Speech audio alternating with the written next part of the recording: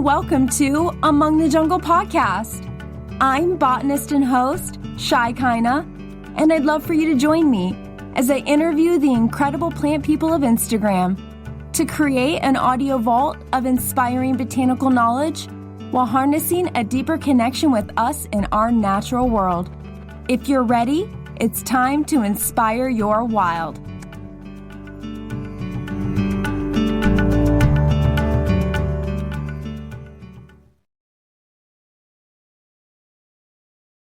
Welcome back, Jungle Dwellers, to episode number 15 of Among the Jungle podcast. Before we get started on today's journey, I'd love to take a moment to give Grace and Mel a shout out for supporting the podcast on Patreon. With your guys' help, we're working towards our goal of planting 5,000 trees this year, and your support really means everything to me. A deep thank you from myself and from the earth for supporting Among the Jungle podcast on Patreon. Today we join Fay Johnstone, shamanic herbalist, Reiki teacher, and author of Plants That Speak, Souls That Sing, as we journey to the gorgeous gardens of Scotland to learn how we can cultivate a deeper relationship with plants by learning to communicate with them. I came across Faye well over a year ago when I signed up for her email list and began one of her online courses on communicating with plants. I just loved her spirit and what she was so boldly and beautifully offering the world.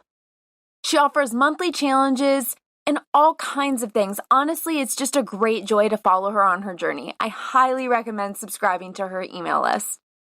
I purchased her book, Plants That Speak, Souls That Sing, at the beginning of the year. And honestly, wow, what an incredible garden companion for mindfulness and heart expansion.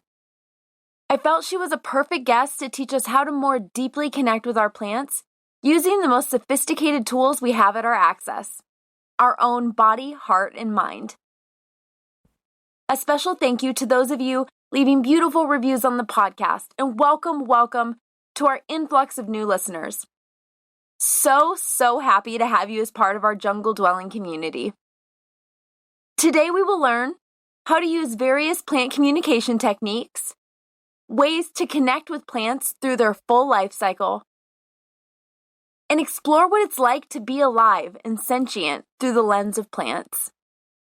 The show notes for this episode are at amongthejungle.com/015. Get ready to understand the wisdom of the plant kingdom in a whole new way as we welcome Faye to the jungle.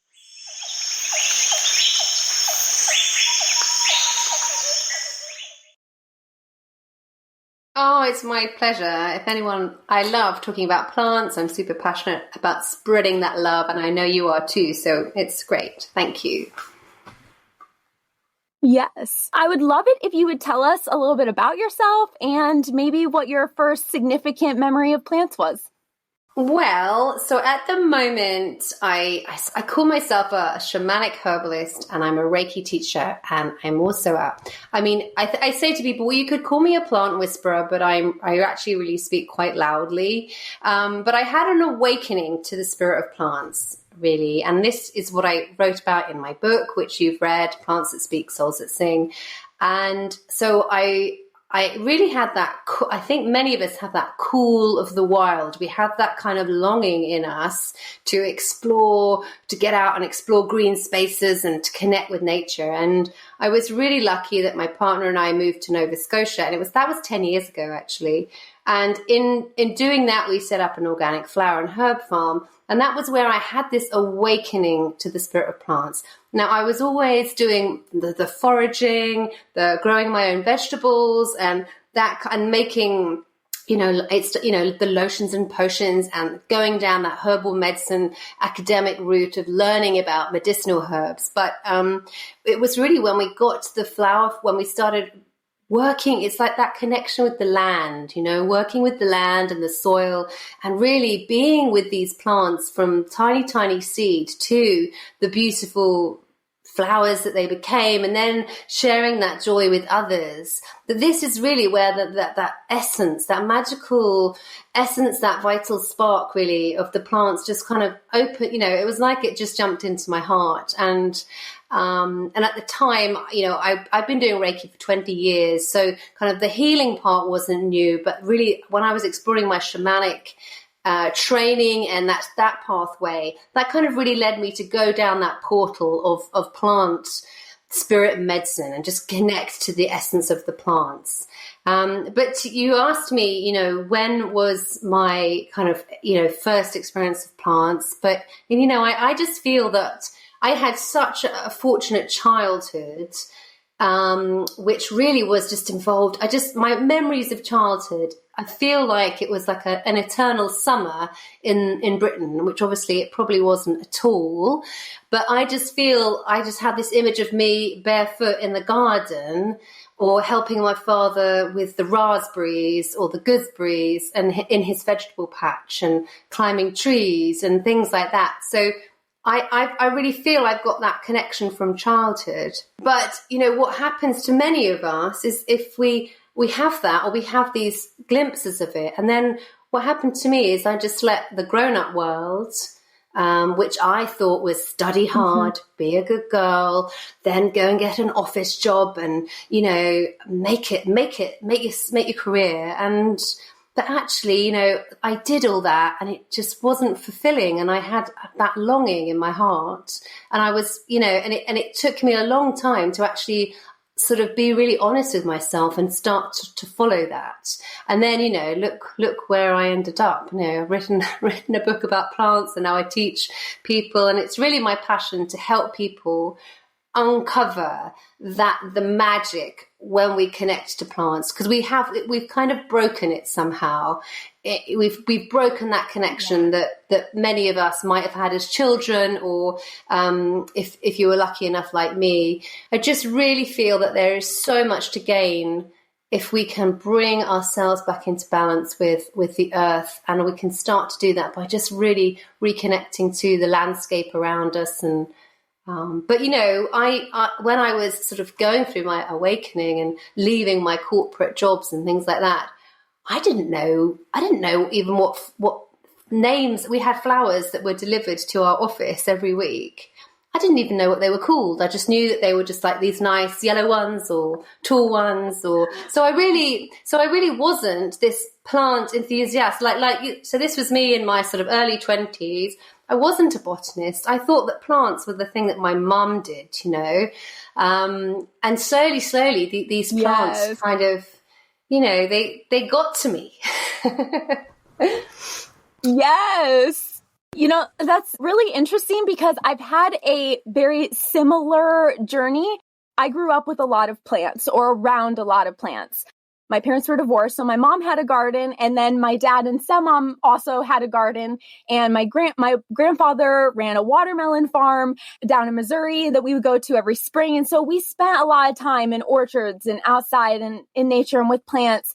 And then I even went as far to study plants in college. Like you're saying, there was this very similar energy where it was like plants weren't really cool, that wasn't very trendy. It was like people were calling me a grandma when I was like graduating college because I was interested in plants. And I just felt kind of awkward. It wasn't like now where it's like create your own path in the plant world. It was just, these are the things you could do. And if there's not opportunities, then there's not really space for you. So I started pursuing the other things, jobs that I felt like I needed to do, or that like society was more approving of. And then eventually it was just like, okay, plants are like the thing that brings me so much joy. I mean, I get a childhood giddiness out of being around them, even the same plants every day. My husband and I will be sitting on the couch watching a movie, and I'm just looking around the living room, and he'll look at me and he's like, what are you looking at? And I'm like, oh, just the plants. Like the same plants that have been here all day, every day, but they're just so enjoyable to look at. And they just bring me so much joy that honestly, at this point, it's like, it wouldn't matter if anybody ever approved of what I was doing. It's my deep-seated connection with plants that really sparks the fire. Oh, well, I totally agree. I think we're similar like that. And I think it's so exciting for everyone these days in terms of plant medicine. And the one thing I always tell everybody is just let's not put plant medicine in a box, okay? There's all sorts of amazing ways that plants will benefit us. And you've just said that they bring you joy. And, we see that demonstrated, if you buy flowers or a pot plant to give a friend as a housewarming or as a get better soon, so that is plant medicine in action in its simplest form. We don't have to make herbal medicines. We don't have to, do all this complicated stuff. We can simply go with what speaks to us. And, that's why I love the way they're so versatile. These days we kind of like everything goes, and we can create these beautiful, magical kind of pathways for ourselves to share with others. Yeah, it's cool. That's really what inspired this podcast, because there's podcasts that are about how to grow a garden and how to grow houseplants, and that are specifically about certain kinds of plants and certain kind of experts. But my interest was in all these different plant paths, people who are creating these new paths in the plant industry. And because it's such a huge market, and because it's booming right now with interest and curiosity, and people realize that there's a lot that they can do with it in their own homes, we're seeing just a whole different world come out of it, and all these different career paths and stuff. I just found so interesting that people are finding so much fulfillment, and they're working with plants in completely different ways, things I'd never heard of, thought about before. And so that's what's really inspired me, is how people have found all these different magical ways to connect with plants. I think that's a lovely example of how when you sink into that heart space and you follow your joy, plants take the lead, if you're following your joy around plants, and when we allow them to take the lead, we get inspired. And that's why sort of things are exploding, and there's all types of ways to learn. I mean, it was maybe about 13 years ago when I was like, okay, I want to learn about herbal medicine. There was some still very, very limited options available here in the UK of what you could really learn. And even now, today, it's still very academic, but there are wonderful people now who have realized, actually, we want to do plant stuff. We don't want to necessarily do all the science. We don't want to be like allopathic doctors. We want to be plant people who connect with the plants and tune in and work with this, much more sort of sacred relationship. And so everything's broadened out, and it's got it super exciting. And I think it will only continue to grow. And one of my passions, something that I would love to do, is create healing sanctuaries, gardens for people, to like, as wow, as like a healing temple that is, a garden, because for me, that's what gardens are. And I think, if they're constructed with that intention, that I would just love, that's like my secret passion, which is not secret anymore. Told everyone. Wow. I love that concept of a botanical garden that's been built and kind of created with the intention of just being a very peaceful sanctuary. The Alaska Botanical Garden here, I don't know if you've been to Alaska. Oh, not yet. I'll get there one day. Oh, yes. So we have a botanical garden in Anchorage. It's one of our only botanical gardens. It was built by a group of lady master gardeners, and back in the 80s. And so it was built by women who, already have that deep rooted passion for plants and for bringing that connection of gardens to people's lives. So it's almost got that energy to it. It's really about the plants. It's really about the walk with the plants and the connection. And my favorite part, everyone asks me every year what my favorite part of working in the botanical garden is. And it's watching the difference in people's energy when they show up at the botanical garden. And it's only a half-mile loop, But by the time they're done with that half-mile loop, they get back to the end and they're a completely different person, totally different energy, so peaceful. And they're just like, wow, I just feel so different. I think there's a lot of power in that idea. I would really like to see that manifest. Okay, I'll be accountable now. Yes, but I agree. There's such a shift, isn't there? When we and I always, when I'm like in doing workshops with people, I'm always suggesting, tune in with yourself before you connect with the plant, and you can sort of say to yourself on a scale of 1 to 10, how am I feeling? How am I feeling physically? How am I feeling emotionally? What's going on with me today? And then, to do a check-in with yourself after you've been out in nature or been meditating with a plant. And there is, if you write it down, there's a massive difference usually, like you've experienced at the botanical garden. And it's just, our green friends working their magic. You see, and that's plant medicine, in its simplest form. Yes. Yeah. So could you tell us a little bit about the language of nature and maybe how plants are trying to communicate with us? Yeah, so I feel that the natural world is constantly trying to communicate with us. Let's just say, look at it this way. It's constantly communicating.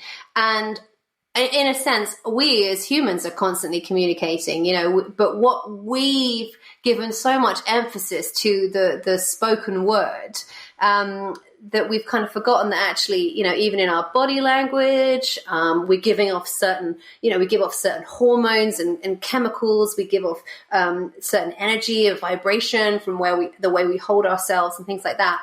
And so the natural world is no different. It's constantly sending out these signals, but be them chemical signals or be them the signal, the way a plant looks or the way it smells or the way it's growing, how healthy it looks, all that kind of stuff. And so when we kind of want to tune into plants, we have to kind of forget, a lot of people think that they're going to sit down with a plant and it's going to speak to them. And maybe it might, but really, it's really all about opening to the subtle communications and getting yourself into a way to receive. Because what happens with us is we're so busy, we're just like rushing through the world the whole time. I kind of even notice this with myself sometimes because I want to kind of go off and tune into nature and, get some inspiration. And, but the reality of the world is, okay, I've got 30 minutes. I've got to go and do this now. And we're always trying to slot things in to our lifestyle. And so there's always a sense of kind of pressure of, I've just got to get this done. And sadly, that's not necessarily conducive to kind of happy, relaxing plant communication, because what happens is these messages that the natural world is transmitting are very subtle. And if we're too busy kind of in the thinking space of, oh my goodness, what have I got to do? Oh God, I've got to be quick. I've got to get back. I've got to send that email. We're not actually in the space where we can receive. So those subtle messages from the plant world, we are going to miss. But the language of nature, the space to be in, and you'll know this because you read my book, I talk about it a lot, is the heart space. And I can't even say that without putting my hand on my heart. I mean, I'm just like, the heart space. This is where we need to be. We need to sink that awareness down from the head and into the heart, because we spend so much time in this headspace, the thinking space, the logical mind that is always calculating and working things out and thinking. And the language of plants is more subtle, and we talk about feeling our way rather than thinking our way. So we kind of have to forget what we know about plants, and we need to just tune in to the heart and feel and get in touch with the way we're feeling. So the way we're feeling physically, the way we're feeling emotionally and spiritually, get that authentic connection with the heart space. And then when we're out in nature, this is our center, the heart, as where we'll be feeling from. And we're asking yourself, how do I feel when I'm with this tree? How do I feel when I'm in this beautiful meadow of flowers? And just starting to notice that the subtleties of how those parts of nature will communicate to us, because they're constantly sending messages. And it's really, it's the first thing to do is slow down get into find that rhythm of the natural world, and get into that heart space so you can pause and you can start to feel your way and sense into what's going on here. And I always give this example of, to try and kind of get a sense of what that is. You can sort of, if I was to sort of tune in now to my heart, well, I'm sitting in my office, so I'm feeling a certain way. And then what I can do is I can get out in nature, favorite place in nature, and tune in again to my heart. And I can say, okay, I'm feeling a certain way here. And then I can look at, well, how is this different to how I feel when I'm in this office space or in a busy shopping mall or a city centre? And how is that different when I'm out in nature? And that's where we'll get a sense of what the natural world is communicating to, or the subtleties.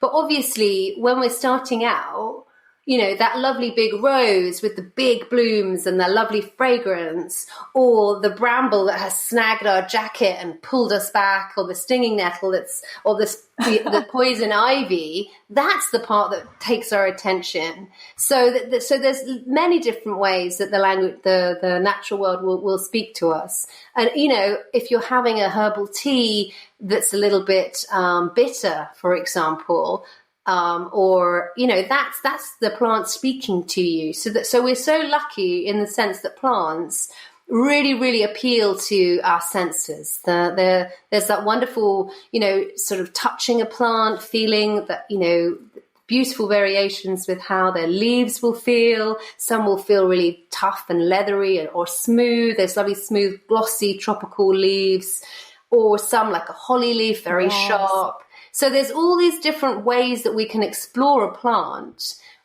through our senses before we even get to the sort of special stuff that, tuning in with your heart and working out your intuition. So to sort of dive in to explore plants, it's really lovely and very easy way to start is through your senses, through the physical senses. And, like when we taste different foods, you either like sweet potatoes or you don't like sweet potatoes. That's the plant. That's the connection through taste. And, the taste gives you an idea of the qualities that plant has and so on. So, yes. The language of nature is about finding the rhythm, I think, and finding the rhythm of you, knowing really how you receive information. And we know this often with our physical senses. We might have one sense which some of us might not have a very developed sense of smell. Other people might not have a very well-developed sense of hearing, and their eyes are the dominant sense, or I'm a very tactile person, so I love to touch and sort of stroke plants. And when we had our flower farm, my partner was always like, stop touching them. You're going to damage them, because they were, like the tiny, tiny seedlings. I just really want to sort of touch them. Yes, I know. Oh. So you just can't resist sometimes. And it's the same in a sense with when we're working intuitively as well. We'll each have a way that we kind of feel a plant is talking to us, and because we're each individuals, we'll each have a different. We'll each feel differently when we do with different plants. They will cause us to react in completely different ways, depending on what we've got, what we're carrying really in our hearts. I think that was a very long answer to your question.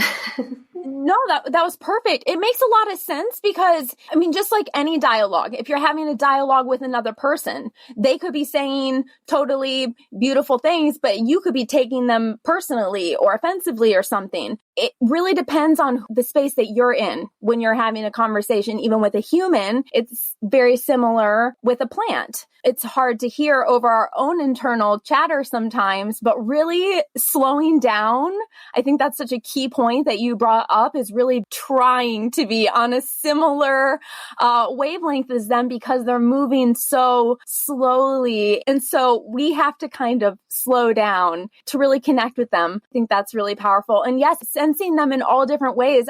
So one of my favorite fruits is a passion fruit. And I didn't know that until a couple of years ago when I lived on an island down in South Florida. And this little place near my house I would go to buy fruit, this little fruit stand, would have passion fruit all the time. And it was so delicious. And it was like my favorite thing to eat every morning. And so there's a little market that just opened up here in Alaska, and they had passion fruit. And so I got down to my last one, and I was like scooping out the seeds and eating them. And all of a sudden I realized that I was eating the seeds, and I was like, well, I could maybe grow some of these. And I was so inspired and so excited because I just love the taste of it so much. And I feel so connected. And I realized that I live up in Alaska, and I'll probably be growing it outdoors for the summer and indoors the rest of the time. I don't know if it'll ever produce a fruit. It's not about that. I just feel so connected. I've never seen this plant grow in real life. And so I just now want to experience its like full life cycle and see what the plant is like, because I love the fruit so much. So it's interesting how something so small, sensing plants through our different senses, can inspire different connections. We all love food, right? Yeah, that's actually so beautiful. And it's a really important point though, because we can have very intimate relationships with certain key plants that we feel really, an allegiance with. And so to know a plant through its whole life cycle is really, I think it's essential actually, because you're seeing this. I think that's why I had such a deep awakening when we had the flower farm, because we were taking care of these plants from tiny, tiny seed. And sunflower seed is like a pinhead. It's tiny. And we were taking care of them, and then they were, being transplanted into the field and looked after. And you're just seeing this beautiful, amazing creation grow from a tiny, tiny speck into something so beautiful and intricate and amazing. And it really gets that plant into your heart even more. Growing, being connected through the growing cycle is really wonderful. And it's kind of the same when you spend time with a tree, for example, and you're spending the time through the different seasons of the year with a tree, and you're seeing it all kind of bare in the winter time and really kind of, barren, like a skeleton on the landscape. And it's weathering all this kind of stuff. And you're like, oh my goodness, how's it doing that? And then, in the spring, the buds come on the trees, and there's that hope, and all the kind of sap is rising, and there's this exciting energy. And then you see it come into this gorgeous bloom or whatever it's doing. I'm thinking of an apple tree as I say this actually. And the flowers are there, and then all the creatures and the bees and the insects, yes. and then you get the fruiting, and just connecting with the plant through its whole life, or a kind of a lunar cycle or a life cycle, or the 4 seasons is just a very beautiful way to see the plant really in its home and get to know it in that way. Yeah. Yeah, when I worked at the botanical garden last year, that was a concept that was brought to my attention by one of the main botanists in this area. And he's one of the main contributors to the botanical garden as well. He's installed a really long trail that goes off of the botanical garden into the woods. And his name is Jeff Lowenfeld. And the one thing that he said that just stuck with me so big last year was he said that you don't truly understand a plant until you've grown it from seed to seed, from a baby seed till it seeds again. That's when you fully understand the life cycle of a plant. And like you're saying, it is a totally different relationship. Right now, I've got so many seeds going. One thing that I'm planting right now is wild rose. And like you're saying, the seed is like a pinhead. It's so tiny. But the wild rose here is so beautiful. And of course, you can use the hip, the flower. There's so many things that you can do with them. So I've been starting the seeds overnight in water, and I'm looking at how tiny they are. And it's just mind blowing to me that so much, it's like us, like we've got all this stardust in us and all these parts from different planets and different galaxies and all that, and we're like contained in one little tiny human. And it's like the capacity for this huge plant is contained in this one little tiny speck. That's all it takes for it to turn from this little tiny dot into a huge sunflower or a huge flower of any kind. I'm curious what your favorite flower was to grow on the flower farm. Every day I'd be going, oh, that's my favorite. Oh, you're my favorite. I love you. You're my favorite. And my partner would hear me. He'd be like, Actually, but funny that you're mentioning wild rose. Oh my God. I love that plant like so much. And there's a really big one outside my front door because we're on the coast here and they love growing on the coast. And the fragrance of that plant is just, it sends me somewhere and I can smother myself in it. It's the most beautiful thing. But also this idea of the seed. I mean, I think it's cosmic, isn't it? The idea that this tiny seed can produce a massive oak tree that can stay standing for thousands of years. You know, I think if there's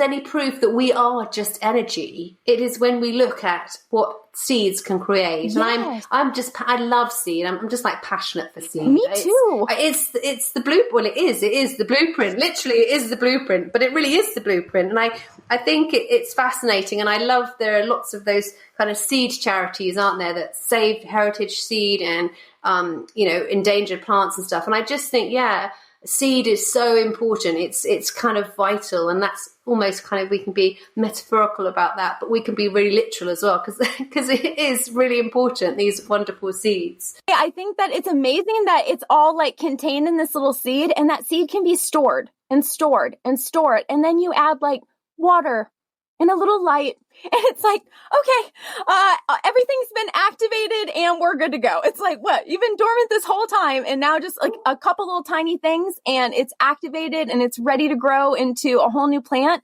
And like you're saying, like even potentially a tree. So one of my favorite quotes, and of course, it very often ends up on tea bags and all kinds of things, but the beginning of 1,000 forests is in a single acorn. That is one of my favorite quotes, because I love the concept that one little tiny seed contains within it not just everything to grow another tree, but to grow another tree that will produce thousands more of those little tiny seeds that contain within them the ability to create more trees and more seeds. And it's just like this exponentially continuous cycle of magic. I don't know. Seeds are just, yep. If there's magic on this planet, it's contained in seeds and water. That is for sure. It does, and it does your head in. If you try and think about it, it's for me, it's just too cosmic. I can't. It's like a Russian doll, those dolls within each other, and it just keeps on going. It just keeps on going. And you're like, wait, there's more inside of you. Wow. So one thing I'm curious about is plant spirits, plant allies, plant guides. Could you talk about those a little bit more in detail? Maybe if there's differences between them or if they're similar things? Okay, well, I always think of, let's talk about plant allies first, because that's kind of quite an easy concept to understand. So the way I think of plant allies, I just really think of them as being like a friend who you can kind of turn to for support and trust or whatever it is you need. And so I feel that there are definitely certain plants that feel like they kind of wave to us and turn up in our lives for whatever reason, or, well, however they turn up. Sometimes they can turn up by somebody buying us flowers. Sometimes you'll just overhear people talking about a specific plant and you've never come across it before. And then this happened to me once. There was something about a fern that I could overhear. And then I picked up a magazine and flicked, and it wasn't a plant magazine, and it was an article about ferns. And I was thinking, hang on a sec, there's a plant here really trying to get my attention. And then the following evening, I went to a friend's house and she had this massive fern in her living room. And I'm like, oh, this plant is trying to get my attention in some way. So for me, what I would do then is I would go, okay, this is interesting. I need to sit with this plant and I need to kind of connect and make friends with it and find out a little bit more. And so what I found is when we sort of start to open up to the natural world and we think, yeah, I want to get to know, who's my plant ally? Who are my plant spirit guides? Well, I think, we actually already know. And I think sometimes that we have an inkling, like you might even We might pass a particular tree on our way to work, or there might be a memory from childhood of a particular flower or a plant, for example. And that plant was probably an ally for you as you were a child. And so all I mean by an ally really is it's a special friend really who can support you and guide you and has wisdom to share with you. Just like some of us might have an angel guide, or we have power animals and ancestors that help us. We also have plants that are waiting to help us. And because plants are so versatile, for many of it, this can be, someone who's unwell might be taking a particular herbal medicine. Well, that plant is helping as an ally, but in the form of a medicine. But actually, you could also connect with that plant in meditation or through prayer to connect to the vital essence or the spirit of that plant. So I always think of plant spirits as being the element that is beyond the physiology and the physical component of the plant. It's the energy, it's the essence, that vibration, that kind of blueprint that is the oak tree, is the spirit of the plant. And so just like we have. Exactly. That's how for me I experienced it. But as with kind of all of this work, I feel that this work is all about your own personal experience. Like these days, for example, you can read about how amazing calendula is for your skin, or for this, that, and the other. And you can read how you would make a calendula-infused oil, and you can go and do that, and you can find out how to grow it, and this, that, and the other. But really, the way to get to know the calendula is to sit with it. Like we said, we can grow it from seed. We can sit with it. We can draw it. We can dance it. We can write it a poem. We can connect with it, sing to it, journey with it if we want to do shamanic work. And that's how we connect to that, the kind of magical essence of the spirit of the plant. So that's how I feel an explanation of kind of plant spirits, that essence. And when we make flower essences, for example, we're capturing the vibrational imprint of the plant. So, and we're kind of making it physical, if you see what I mean, by making it into an essence. But I think we have particular plant allies that will work with us for a period of time. If we're going through a kind of decision or a challenge or some kind of issue that we need healing. And I also think we have plant allies which are kind of stay with us a bit longer. And again, rather like our spirit guides, if people are open to those. Yarrow is one of my heartfelt guides. But having said that, I don't necessarily work with it very much at the moment, but it's always there for me. And I know when I see it around a lot, I'll be like, oh, okay, we need to connect again. You're telling me, because plants do that. They won't be like growing anywhere, and you think, oh, I'd love to grow that plant. And then all of a sudden, a plant you'll see it, on your walk in your local community, or it'll suddenly start growing near your home, and you'll be like, oh, okay, why are you popping up for me now? And that's so. And I've had instances where I've tried to grow a certain plant, and I've been really wanting to grow it from seed and this, that, and the other, and it hasn't grown for me. And you think, well, okay, it wasn't meant to be. I have one of those.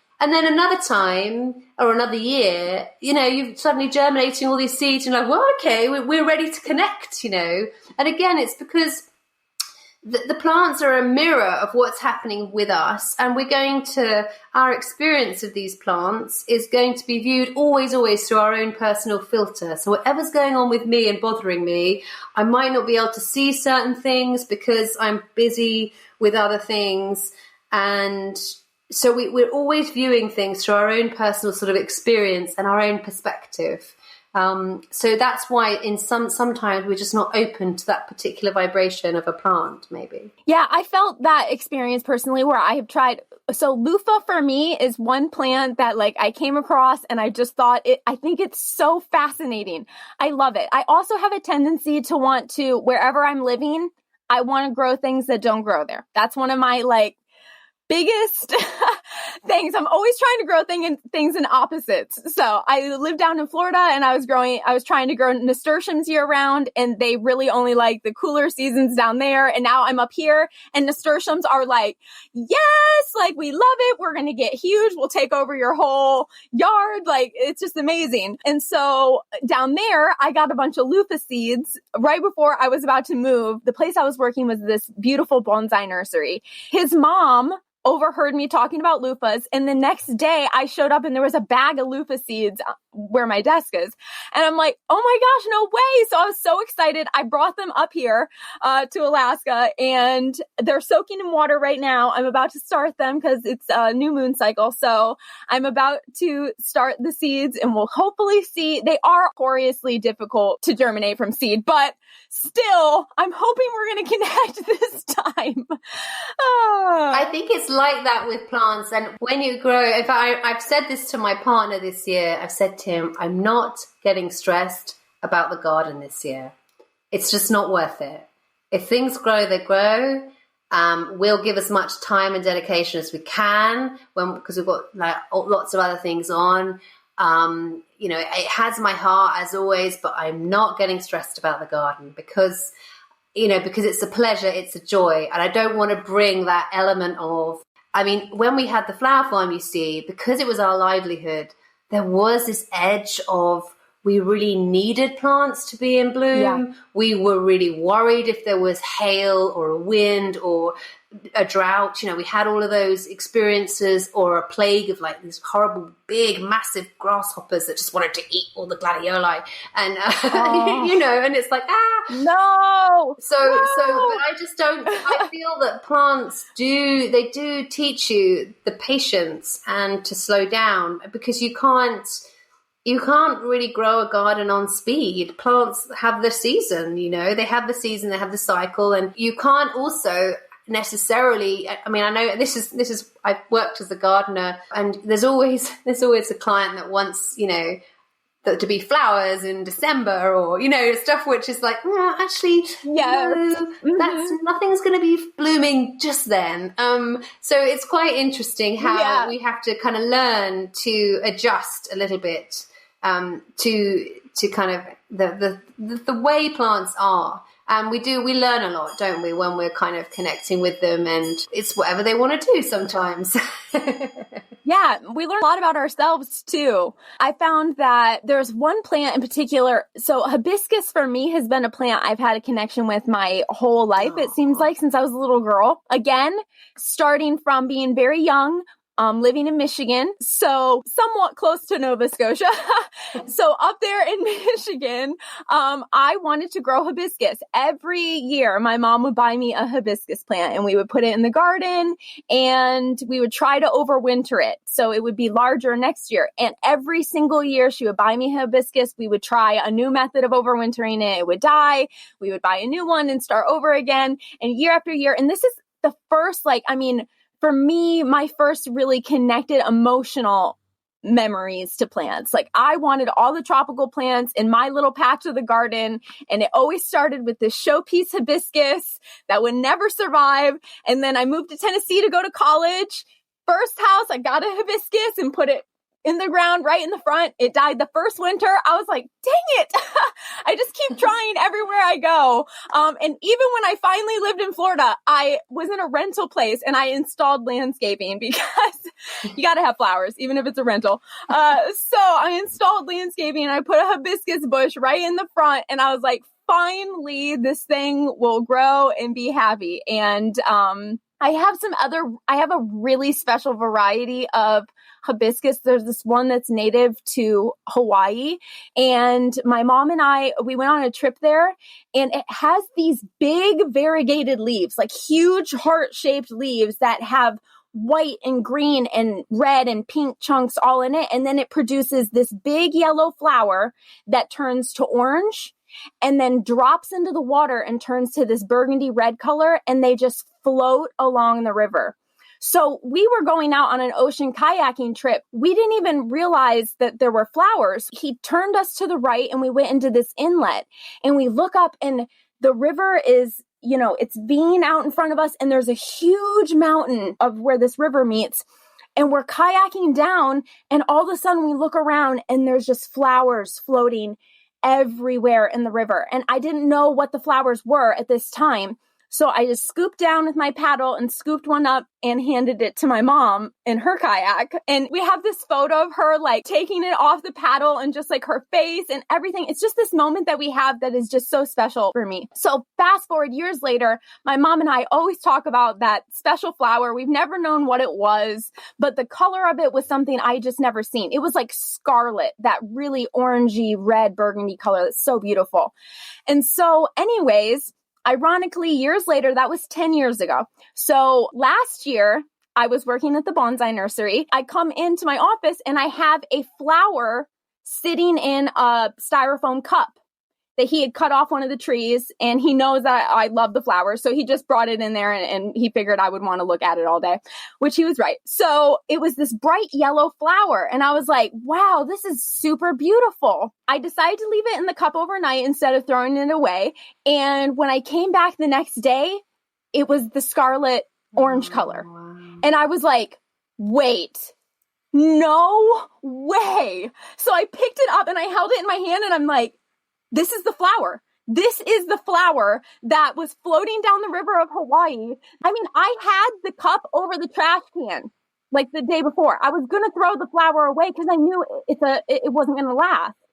But I kept it on the table. And because of that, I was able to see it the next day. And I like run outside. I'm like, Eric, what is this flower? Like, you have no idea what an epiphany this was. And so I just went to Florida in December. And when I showed up, I took my husband down to show him the nursery. It's his first time getting to see it. And they had a bunch of twisty sea hibiscus. That's the special variety. It's this variegated sea hibiscus. And they had a bunch that they had twisted up into bonsai. And so I brought one home and we have one growing at the house here in Alaska. And they're very hard to grow indoors, very hard. But he's doing so great. He's put out double the leaves. He's so happy. So I feel very, very connected to that certain plant that seems to follow me everywhere I go. I would call that a plant ally. And it's beautiful. See, it's that emotional, best friend. Yeah, it's that emotional connection. But you know what is interesting is that you are the second person today that has said hibiscus to me. And that's really interesting. Because I'm thinking, oh, okay, I've got to go and maybe make myself some hibiscus tea and have a meditation. Hibiscus tea! I almost bought those seeds this morning before our conversation. I have them in my shopping cart on Etsy. I've been trying to buy hibiscus tea seeds and they keep running out, and they just restocked and they're like, one package left. I'm like, holy cow. Oh my gosh. Gotta give myself some hibiscus seeds. Oh, that's awesome. That's great. So I think there's a message for me there too. I'm going to sit with that. Because obviously here in Scotland, hibiscus, not native, not likely to be successful. Yep. Yeah. So one thing I'm curious about is why you feel like this connection between plants and humans is so important. Oh, well, I just think it's like supernatural, like, oh, no, not supernatural, but I think it's important because what's happened is because we've become so disconnected. We have forgotten that we are part of the natural world, and we kind of really distanced ourselves. You know, we put ourselves in these lovely square houses with windows and front doors and heating, and we've put this barrier up from us and the elements as if we were kind of we are a different species, but a different, we were different. And actually we are creations of nature. We are beings that have been created of this earth. So, in the same way that plants and animals are too. So we don't have, in our Western culture, we don't really have this sacred relationship with the earth anymore. And we can look at indigenous cultures, like we look at, Amazonian culture, for example, and they still have that sacred relationship. And when I was in Canada, we're looking at them and they have this beautiful connection with the natural world where they're working in harmony. And we don't have that anymore. We've lost it. Our ancestors would have had a much more intimate relationship with nature than we do.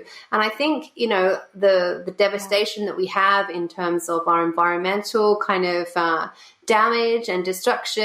And I think that just speaks volumes really of how disconnected we have come. And, you look at our agricultural system and how our food is like mass produced and monoculture. And we're not really looking at the big picture. We're making these calculated decisions, and that have really pushed us away from the natural kind of flow of things. And we just look at it, in our energy bodies. We're always trying to be successful, and we're pushing, and we're trying to kind of get profit all the time and be increase the GDP and things like that. And that is not sustainable. It's not really respectful of the flow of the natural cycle, the energy cycle of actually how the earth is. Yes. And, we're not aliens that came down from another planet. We were creatures of the earth, of planet Earth. And so I feel that if we can get back into balance with nature a little bit more, we can, and if we start to if we can introduce people to start to experience plants and experience the difference you can feel just after spending, some time in the botanic garden, people start to have a different view of nature, and we can get closer to it. And once we can actually get closer to it and understand it, we start to value it more, and we're less likely to bulldoze it and contaminate it and want to keep up these practices which are damaging. Because we've forgotten that this is our home, and we carry on as if we're like a superhuman, but we're actually not. And so I think it's quite harmful, this disconnection. But we only have to, just look at your food. Look at a potato covered in dirt that your ancestor might have dug up, whereas you look at a French fry, from a fast food restaurant. How far removed is a French fry from a potato with soil? Completely. And so I feel that we would benefit a lot from just slowing down and reconnecting, because we know, it's really fortunate actually that now we've got plant neurobiology going on, which is kind of science is able to now tell us how amazing nature is for our health and well-being. And that's great. It's because, everybody always loves a bit of science to back up all of this stuff. But, personally, I don't need science to tell me how good I feel when I go out in nature, because I experience it for myself, and I think everyone else experiences it too. The sacred relationship, indigenous cultures definitely do it better than we do it at the moment. And obviously we can't recreate these customs that they might have, but we need to find a way that is acceptable for us and our lifestyles. And it doesn't mean that we all need to get back to the land and leave the city behind, but it just means we need to just break down those barriers a little bit more. And if that means more kind of urban gardens, or more people bringing the outside in, and more emphasis on houseplants, and we can see it even in the way we have our food. We're eating food that's been flown in from all over the world, rather than actually looking to grow our own food and connect to the land in that way. So I think there are different ways that we can do it, and it's great that this is happening. People are aware now, and I think it's really positive that we're seeing a shift. That's when we suddenly go, oh, the earth's an amazing resource, we need to look after it. And we're like, yes, let's do this. So it's happening.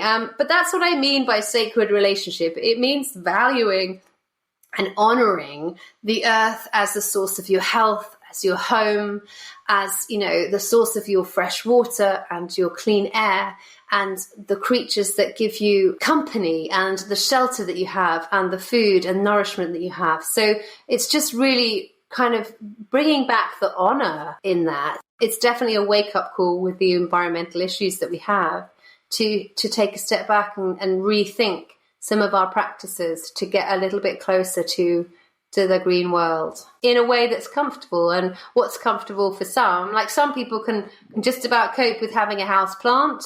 Some people want to have a whole massive garden, and some people do want to go off and buy a farm in rural Nova Scotia, like I did. Yes, exactly. Yeah. There's all different ways to connect. I was just going to say there's room for everything. And that's what we were saying before about these plant paths going off in all directions. Like there really is room for everything. And when I see those amazing urban gardens that they've got at the top of some of these high rises in the cities and these urban apiaries, with all the bees and the honey, I'm like, this is amazing.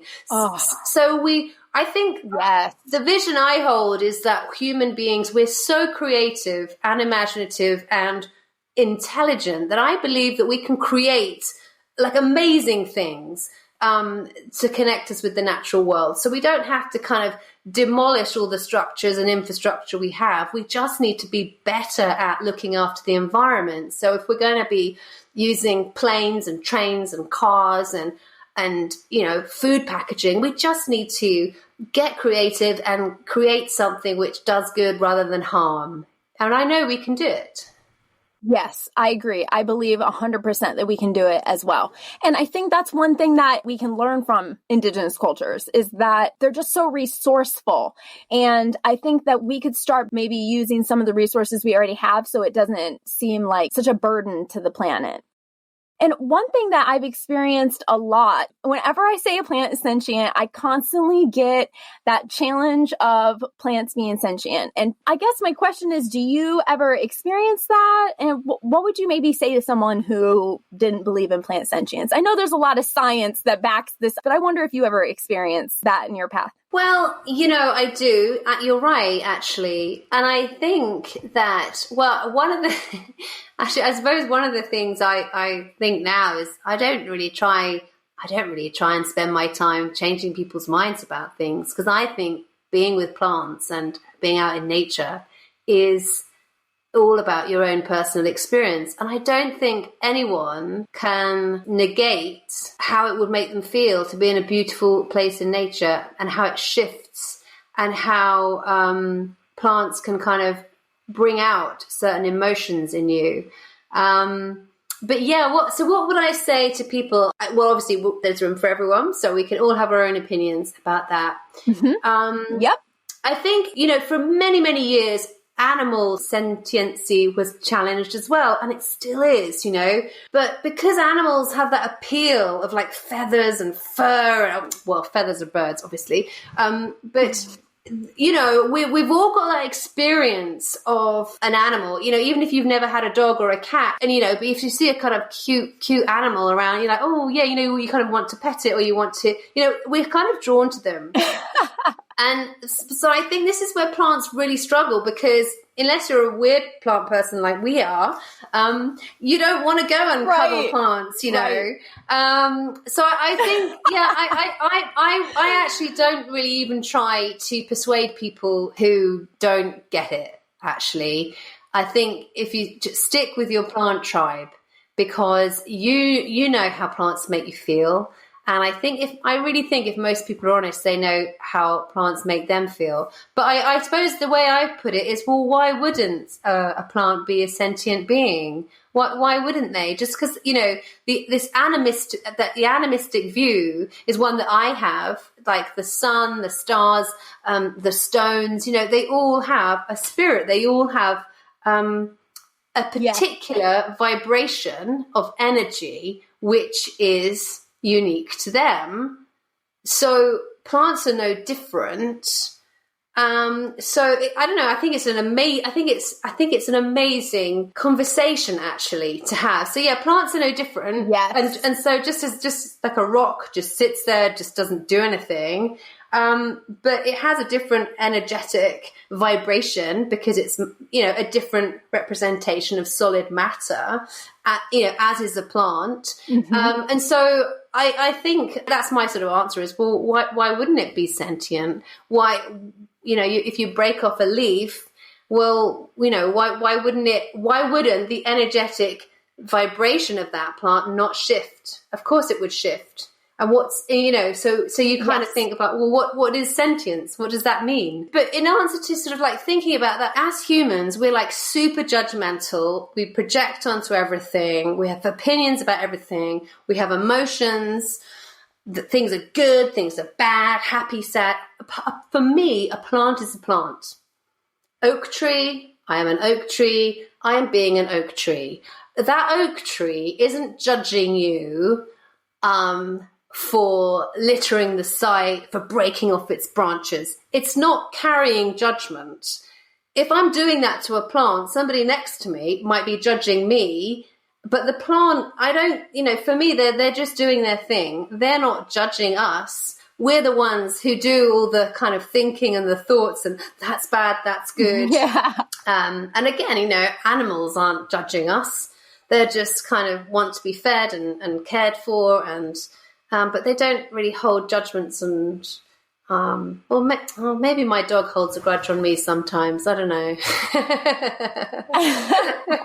You leave him alone for too long, go on an adventure without him. Another dog you pet?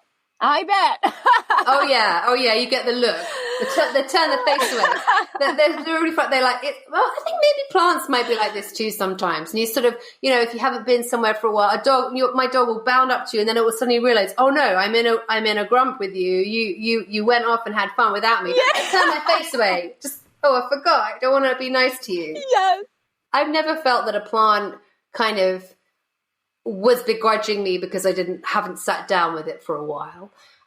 Sometimes I don't sometimes I might not feel an openness with a plant. And in that case, that's fine. I'll just move on because, and connect with another plant, because there's all sorts of things going on. And, maybe in the winter, plants are hibernating and sleeping and they don't want to be disturbed. So go away, but I always look for that kind of a vibration in your heart that feels kind of open and warming and positive.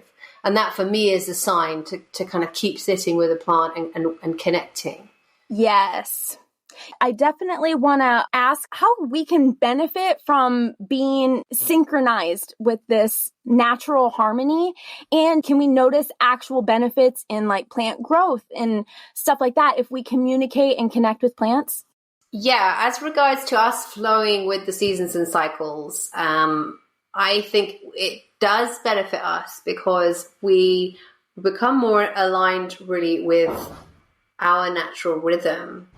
And that takes the pressure off us from kind of constantly having to be at the top of our game, constantly having to be performing, or constantly having to come up with new projects or ideas, or, because, you never see a flower which is constantly in bloom, or a tree which is constantly fruiting and fruiting and fruiting, that would equal burnout. And that's what we see, reflected in our society is that. So I think there is a lot to be said for slowing down and actually finding your own flow. I mean, and we can do this, we do this really in our day to day, you'll know whether you're a night owl or whether you're an early bird.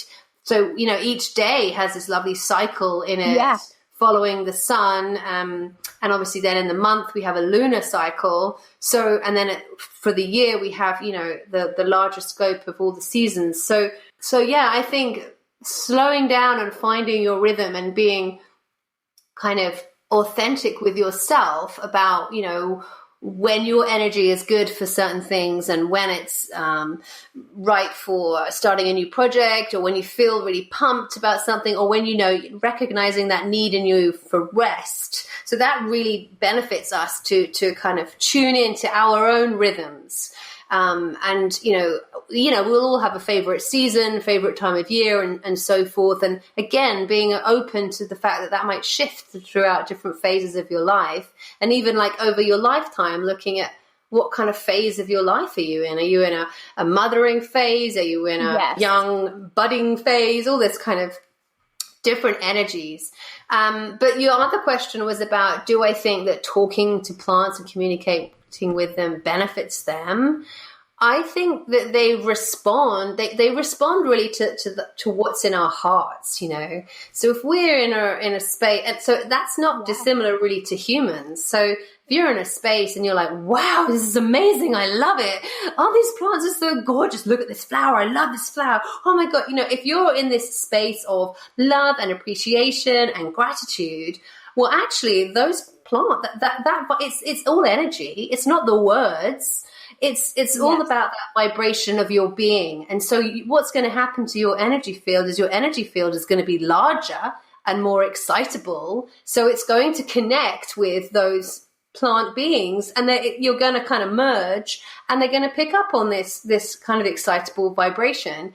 So in my experience, yes, they respond to that because they're responding to this vibration of gratitude and kind of excitement. Just as in the way that, you know, if I'm in a room now with 6 people who are depressed and low and moaning, and I'm like, oh, actually, I kind of want to be in the room next door with 6 people who are like, woohoo, I love it. I'm having a great day. How are you? Oh my God, wasn't it amazing? Yes. You know, we want to be with the high vibe. So from an energy point of view, it's not that plants are judging, oh, this is bad. He's such a negative person. They're just responding as an energetic being, as a ball of energy, if you like. So it's all kind of energy for me. And so, yeah, it's lovely to be excited when you're with your plants and just be like, yeah. Yes, yes, yes. Yeah. That is so true. And like you're saying, all from an energy exchange perspective, it all seems very simple and sensical when you think of it as just energy exchanges. Communication in any way, whether it's human to human, human to animal, plant to plant, it's all an energy. And so obviously we can impact the energy of the things all around us. And it helps you, I think, take a little bit of accountability for the energy that you're putting out there when you're cognizant of the fact that it's affecting other beings. So in the simplest form, what's one of the easiest ways to simply begin communicating with plants? So I was talking before about getting into your heart space to kind of tune in to that feeling and that authentic kind of, how am I feeling today? What's going on in my heart space? How do I feel? So what can be a lovely thing to do is just to simply go for a walk in nature, like an intuitive walk, really, and with a question in your heart. If you've got a decision to make, if you've got, you're puzzling something out, it can just be lovely to go for a walk in nature and to allow yourself to be led to a place or a plant that wants to connect with you, and just allowing yourself to be guided with no judgment, just following where you think or where you feel drawn to go. And it might be that there's a tree or a flower that you feel like is kind of waving at you out of the corner of your eye, and just to allow yourself to be guided to go and spend time with that flower. And I was mentioning before about we can explore with our physical senses. We can simply sit with a plant and breathe. And we can also, something I love to do, particularly with a tree, I think it's because trees, the ones I like to kind of hang with, are really big and feel like strong and protective. I just really love to tell them what is on my mind, like you would talk to a friend. That's such a lovely thing to do, to really kind of whisper your burden. And I always introduce myself to, in fact, in my book, I think there's a little checklist of things to do when you meet a plant. So just kind of saying hi and offering your gratitude, and kind of like when you meet a friend, isn't it? It's like, oh, hi, I love your top. How are you? You look great. This kind of thing that we do. Yes. But I think what's important for everyone to remember, we have such high expectations these days, and we want everything super quick. But we have to remember that, getting to know somebody or a plant, like a new friend, actually takes some time. And if you think about, the new relationships that you might make today, well, you might bump into somebody at an event or like a yoga class or a coffee shop or something. And, on one meetup like that, we get a certain impression. but we don't kind of know everything on that one meetup. We kind of see a certain aspect of that person or the plant, and we are also in turn are giving off a certain aspect. And it might take several meetings and kind of lots of time spent with a particular plant. And that's why it's great, you know, if you have a kind of favorite sit spot that you can sit down and put yourself out in nature with a particular plant or a tree, or like you with your house plants and your hibiscus, you know, over the years, you've just kind of fallen into a rhythm with each other, and you're merging your energy and getting to know each other. And so I really think that lovely relationships take time to build up. And in the same way, you know, lots of people, when they want to get into plants, they sort of we get so excited that we sort of like, you know, might have about 20 plants that are all calling for our attention that we want to get to know. And the thing is, it's like with people, you can't get to know 20 people very intimately all at once, because it takes quite a lot of energy and sometimes emotional connection. You can't be doing that to 20 people. It's just too exhausting. So, you know, that's why when we're kind of talking about plant allies, it kind of does filter down to actually a kind of small core handful of plant friends that you feel kind of that deep connection with.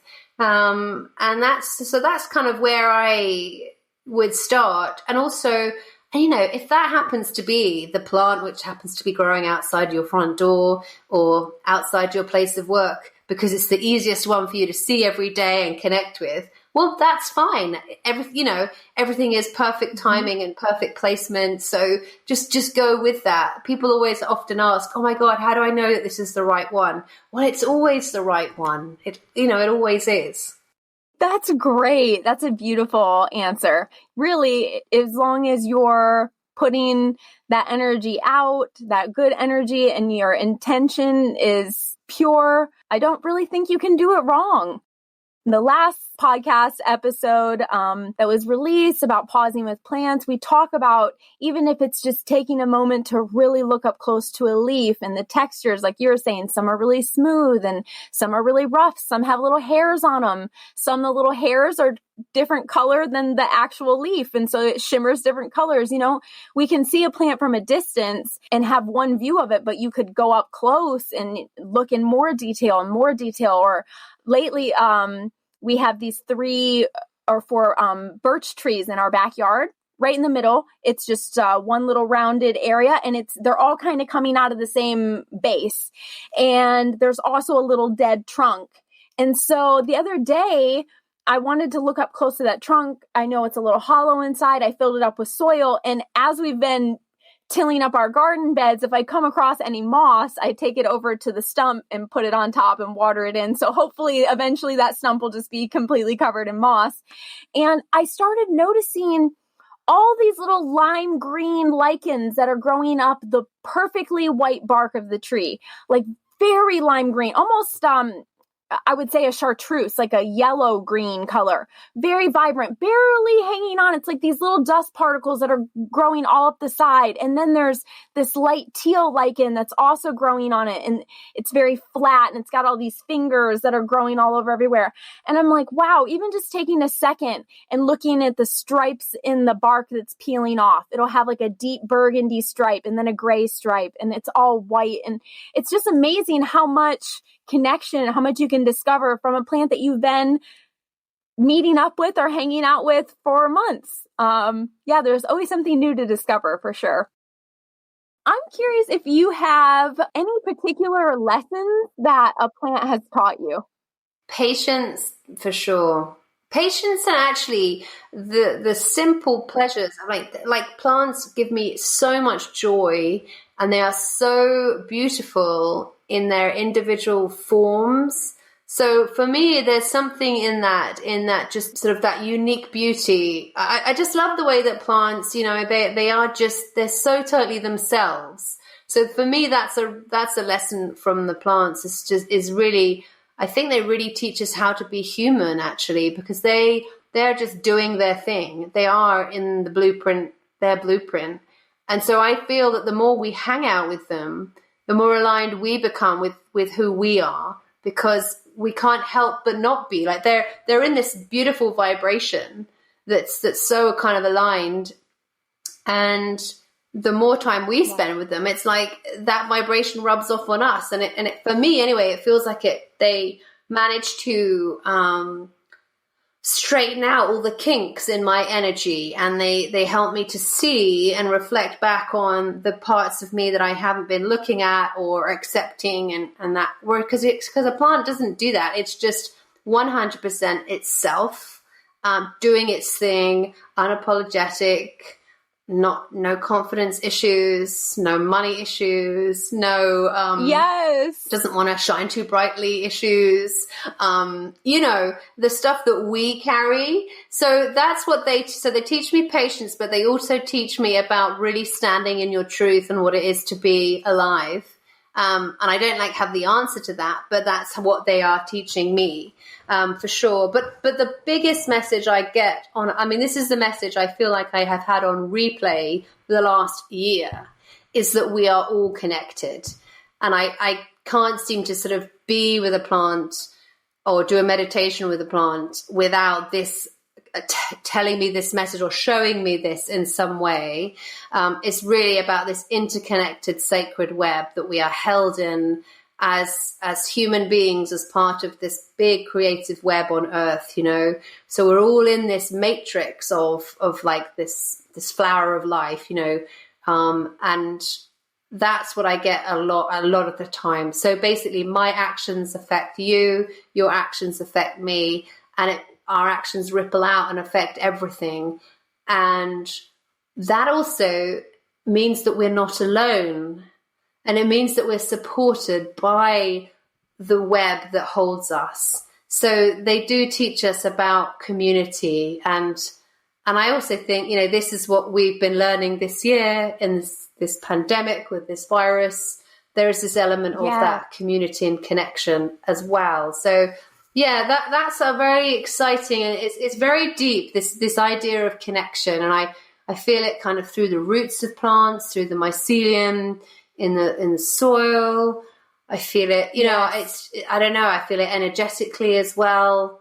It's really profound, and I can't, again, my little human brain cannot comprehend it, but something in my being, in my heart, understands it and wants to lean into it. Yes. I guess that's where my sort of work is taking me, and it asks I feel like my work with the plants and the spirit of plants invites me to lean in more to that connection, to sort of like lean on the web, lean into that sacred kind of I feel like it's a matrix, a web or something that really holds us all, that we're all part of. It makes you feel safe in knowing that the earth is our home, and there is like a comfort cushion. Like we can do the trust fall. It's okay.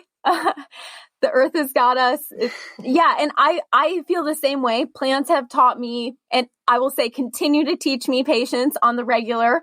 That is, that's a huge thing. And interconnectedness is the message. I'm thankful, if anything, from what we're experiencing, we are feeling this deep-seated connectedness. Even though we have seemingly been physically separated, we see that connection is not just about that. And I think this is where we can start to see that plants have an energy that they're connecting on. And now we're connecting on maybe an interweb, the internet or whatever, but as one of my best friends, Teresa, always says, we also have this inner web. And this inner web, even if we don't have the internet, it connects us to all living things and helps us to stay in communication and connection with everything that's living. What is one piece of advice you would love to leave our listeners with? That would be to keep things simple.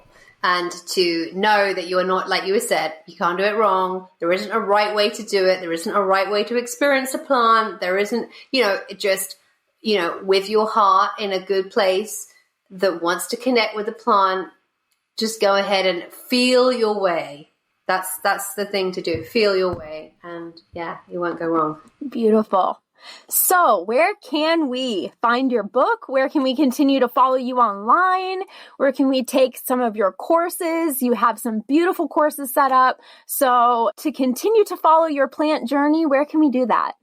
So you can follow me on Instagram. I'm Plants That Speak on Instagram. So that's when I share some lovely pictures of my botanical garden here in Scotland, which is pretty amazing. Yes. I also have a Facebook group called Plant Spirit People, which is like-minded people who will share their plant. It's a safe place to share plant experiences, or sometimes there's questions about what to grow or foraging and medicines and things like that. And also my website is fayjohnston.com. So at fayjohnston.com, you can find out, you can sign up for a free audio, it's a free audio chapter of my book, Plants That Speak, Souls That Sing, and you can find out about my courses and my training. And my book is available in all the usual bookie type online places. And actually, I have a second book, which is coming out in October, which is called Plant Spirit Reiki. Oh. And that is specifically for Reiki practitioners and energy healers who want to connect with the power and the elements of nature within their healing practice. So that's kind of been my latest project. Wow. I just realized I have a YouTube channel as well. So some of my videos come out on there, but I try and do monthly trainings, either it's maybe a plant meditation, or I'll do a free training to share some of the magic. I definitely highly recommend being on Faye's email list. If you want an inbox full of plant magic, that's the only thing that is ever received from her. Beautiful, beautiful emails about plant Reiki, the other beautiful offerings that she has. So I highly recommend checking out all those things for sure. Thank you so much, Faye, for sharing all the magic today and for just being an incredibly inspiring person and for sharing beautiful ways and techniques that we can gain a deeper connection with the natural world. So hopefully we can all take better care of our beautiful Mother Earth. I very, very much appreciate you being here. Thank you. And just blessings, green blessings from Scotland to everybody, from my garden to yours. And thank you for this wonderful chat and your amazing podcast, which is winging its way out into the world to just spread the love of the Green Kingdom. It's beautiful. Thank you.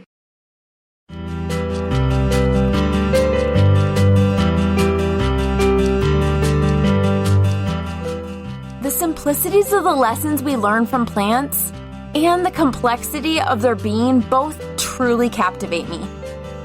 They can stay in one spot their entire life cycle and yet hold so much wisdom by simply just existing and observing. I'm learning more and more every day how truly endless the fountain is of plant wisdom. Of course, I have a challenge for you this week. I challenge you to share one of your plant allies with us on Instagram. Share a photo and tag Among the Jungle Podcast and Plants That Speak. Be sure to keep up with us on Instagram, where I drop lives, challenges, IGTVs, and check us out on TikTok at Among the Jungle for 15 to 60 second videos on plants, planet, and positivity. Be sure to follow Plants That Speak on Instagram and sign up for Faye's email list at fayjohnston.com or plantsthatspeak.com. You can find the show notes for this episode and all the things that will lead you to Faye at amongthejungle.com/015. Be sure to share this episode with a friend who loves to talk to their plants. And if you enjoyed this episode, please, please, please be sure to subscribe and rate and review this podcast. I appreciate your feedback more than you know. I hope this episode inspired your wild. And I hope your mind is continually expanded with each episode as we uncover all the wisdom plants have to offer us and all the different tools we can use to uncover that wisdom. Each day they're teaching us how to be in harmony, in peace, and how to coexist without bias or judgment. As we discover the deep intricacies of plants, we discover what it means to be better humans that live in harmony with their abundant planet and all who inhabit it. Until next week, jungle dwellers, love, light, and aloha.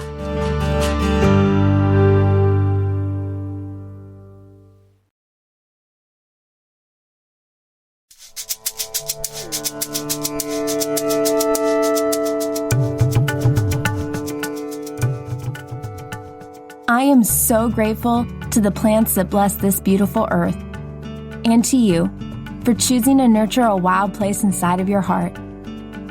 I hope this episode inspired your wild, and I'd love to hear your feedback, suggestions for future guests, and other botanical notes at amongthejungle.com or amongthejungle on Instagram.